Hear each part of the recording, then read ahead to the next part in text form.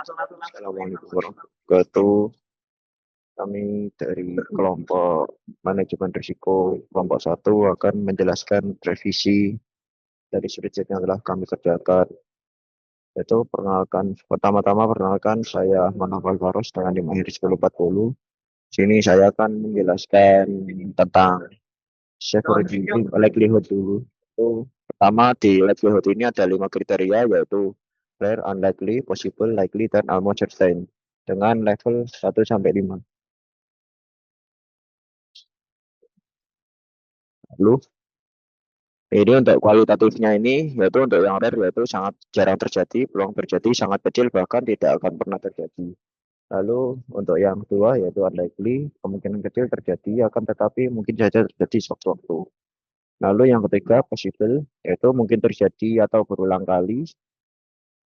Lalu yang likely, yang dengan level 4 yaitu kemungkinan terjadi dan dapat terjadi dengan mudah dan berulang. Lalu atmosphere 10 yaitu hampir pasti terjadi dan sering berulang. Untuk kuantitatifnya berdasarkan 7 kasus ini, yaitu untuk rare-nya yaitu terjadi kurang dari 1 kali dalam setahun atau di bawah dari 5%. Lalu untuk yang unlikely-nya itu terjadi 1 sampai 3 kali dalam setahun atau 20% persentasenya. Lalu untuk yang possible ini persentasenya 50% dan terjadi 3 sampai 10 kali dalam setahun. Lalu untuk likely-nya ini di studi kasus kami itu terjadi 1 sampai 3 kali dalam setahun dengan persentase 20%. Lalu yang almost certain ini terjadi sekali dalam setahun dengan persentase 5%. Lalu dengan contoh apa kayak diambil dari studi kasus kami, yaitu untuk nomor 1, kamera hilang atau tidak dikembalikan ke pelanggan, ini likelihood-nya ini possible karena dapat kemungkinan terjadi dan bisa berulang kali. Karena kan ya setiap ada peminjaman kan bisa ada peluang pelanggannya ini dibawa pulang atau dibawa kabur atau tidak dikembalikan. Lalu misalnya ada yang kedua yaitu pelanggan kabur dan tidak bertanggung jawab terhadap aset yang disewa, ya likelihood-nya possible karena ini juga turunan dari hoax yang pertama, yaitu kamera hilang dan tidak dikembalikan pelanggan.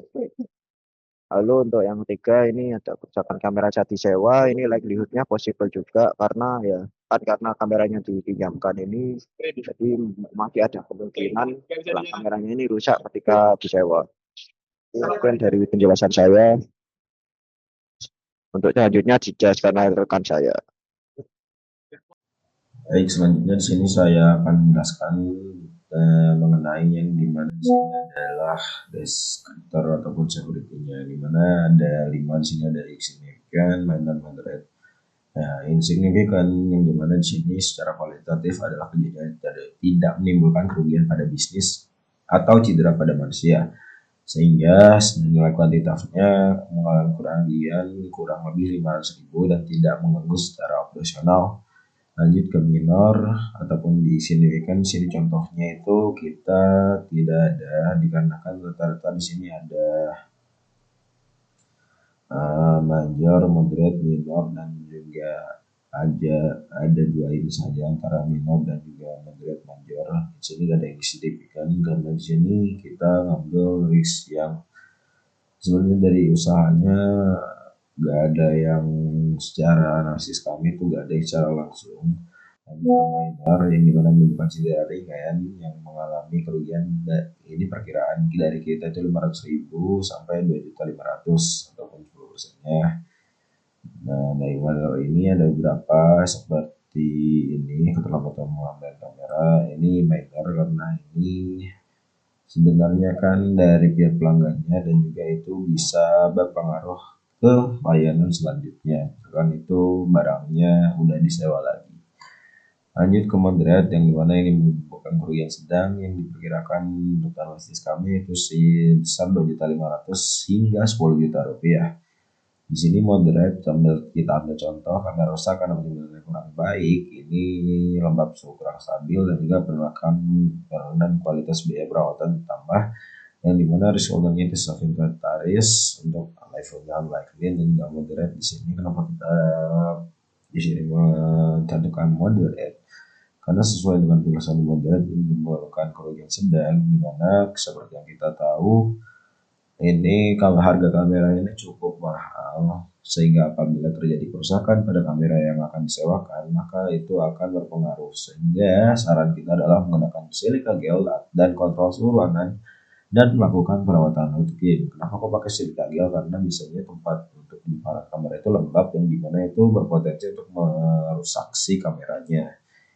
Lanjut ke major. Di major sini cedera parah dan cacat tetap, sehingga dan kerugian finansial yang menimbulkan dampak serius terhadap keberlangsungan bisnis.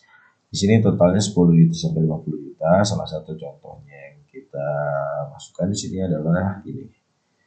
Kamera hilang tidak dikembalikan ke pelanggan, hingga di sini sepertinya major, mengingat di Indonesia dengan SDM yang kita cukup tahu, yang dimana kamera hilang ini seperti yang dijelaskan sebelumnya, kamera harganya tidak murah dan juga rawan untuk rusak ataupun rawan untuk sebenarnya harganya tidak murah, dan alat-alat lainnya pun tidak murah, sehingga jika terjadi kamera hilang dan tidak dikembalikan, itu kerusakannya major.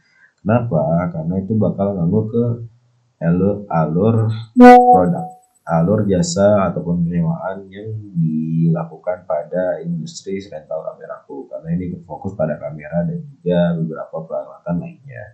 Salah satu tindakan atau solusi yang kita sarankan adalah menerapkan sistem jaminan KTP dan uang DP untuk sewa dan catatan digital. Nah, ini sebenarnya ada berakar ataupun kayak ada tambahan. Kalau misalkan ini tidak berlaku, maka akan dilaporkan kepada polisi, yang dimana itu akan menjadi risk skenario yang lain. Dan ini menjadi risk ranking nomor 1, mengingat ini sangat rawan terjadi dan juga sangat sering dilakukan oleh pelanggan sendiri. Lanjut ke catastrophic, yang dimana mengungkap korban meninggal, yang dimana perkiraan kita mengalami kerugian hingga 50 juta. Mungkin seperti terjadi kerusakan ataupun tertimpa alat berat ataupun lain sebagainya, itu rawan terjadi jika di industri lain. Tapi ini kan di rental kamera, karena kita tidak menggunakan alat berbahaya dengan resiko yang tinggi, dan mungkin hanya kamera, dan paling buruk kemungkinannya adalah mungkin kamera itu baterainya bakal meledak, tapi itu gak akan sampai mengakibatkan korban meninggal jiwa. Makanya di sini kita tidak adakan. Nah, mungkin itu saja, akan dilanjutkan oleh teman saya. Terima kasih. Baik, selanjutnya saya lanjutkan, yaitu di mana di sini ada matriksnya ya, untuk yang bagian terakhir, di mana matriks ini itu bisa dibilang adalah kesimpulan dari keseluruhan worksheet resiko-resiko yang sudah kami kerjakan. Nah, di sini itu di mana ada bagian risk score ya, untuk seberapa daruratnya atau seberapa parahnya resiko itu, dan ini adalah kategorinya. Untuk sebuah risikonya ada rendah, menengah, terus besar, dan juga ada yang kritikal. Nah, kemudian di sini ada eh, bagian likelihood dan juga severity yang sudah dijelaskan oleh teman saya sebelumnya. Nah, di mana di sini itu ada pengukuran-pengukuran yang bisa diambil ya. Jadi di sini untuk kayak rare, unlikely, nah ini kan dari likelihoodnya. Nah, untuk severity ini ada bagian ini, ada dari yang insignifikan dan lainnya. Seperti yang ada di kolom sebelum-sebelumnya ini. Nah, lalu untuk matriks yang ini itu apa sih arti dari arti-arti angka-angka ini? Nah, di mana yang pertama misalnya untuk yang ini ya, likelihoodnya unlikely dan juga severity-nya major. Nah, itu angka satu menunjukkan bahwa terdapat satu resiko yang kami identifikasi. Kemudian kemudian ada unlikely dan juga severity-nya moderate, itu ada dua resiko yang teridentifikasi.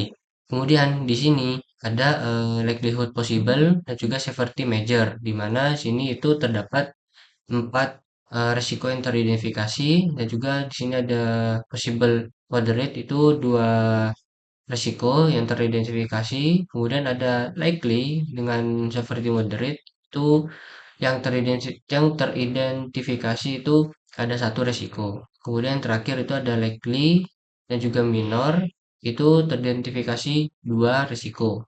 Nah, kemudian untuk arti-artinya ini apa? Nah, arti-artinya ini merupakan dari level kategorinya yang tadi ya. Jadi untuk yang kuning itu adalah resiko menengah yang bisa dikatakan cukup parah.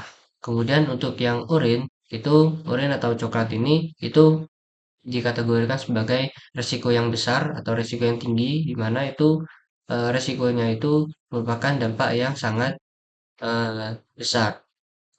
Nah, kenapa kok tidak ada yang kritikal sama sekali? Ya, karena berdasarkan worksheet yang kami kerjakan ini itu terdapat hanya 2 level kategori di mana ada kategori high dan juga kategori moderate. Mungkin itu saja yang bisa kami sampaikan. Kurang lebihnya mohon maaf. Assalamualaikum warahmatullahi wabarakatuh.